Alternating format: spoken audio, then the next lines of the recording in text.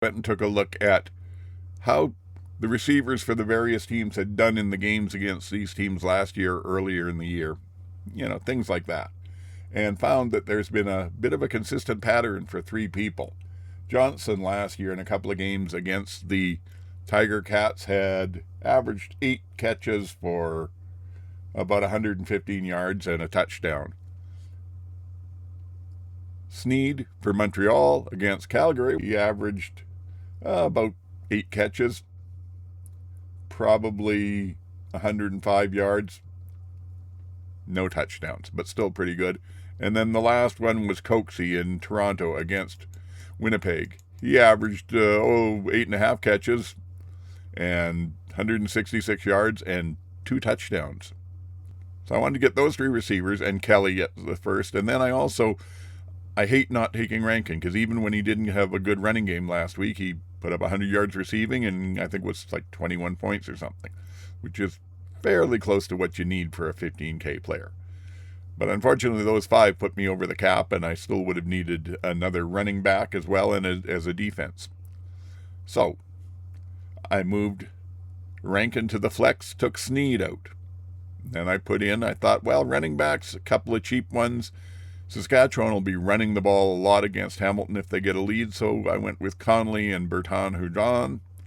And then I thought, again, that Saskatchewan defense against Fort Agala, probably a good choice. And that all fit. So I thought I was laughing. And then the Riders announced that AJ was back. So, well, Conley's not such a good idea, and Bertan-Hudon will probably still get some points, but not so much. So I juggled a little bit more.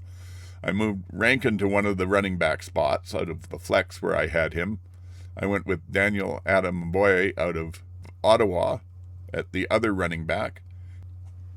And that left me with 3.7K to work with. So I went looking to see, is there anybody I can put in the flex that's got a reasonable chance of getting at least a few points.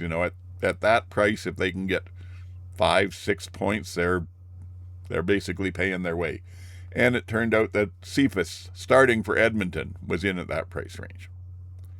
So that was pretty much it. I went driven by past performances last year and just kind of a gut feel. So just a recap.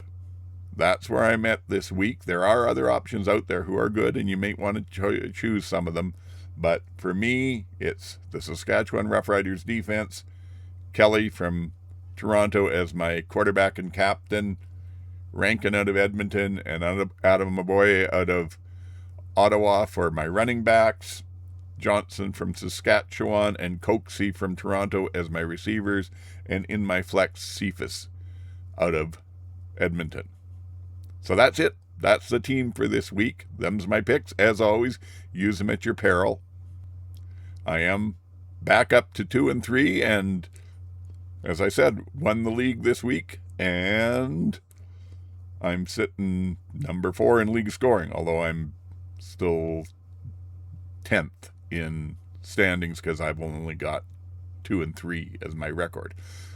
A good win this week. Hopefully that changes and I keep climbing. So we'll see. That's about it. Remember to subscribe if you like this. Check out the flagship show, the CFL Outsiders, that drops on Wednesdays. Drop us a like, put a comment in. Let me know if you like this way of doing it better than what I was doing. And otherwise, I hope you have a good fantasy team this week. I hope the week goes well for you. If you play Pick'em, I hope you're doing well at that. And once again, I hope we all get a great weekend of CFL action. A couple of games might be a little iffy, but we'll have to see. Till next week, Oldman signing off. 15K.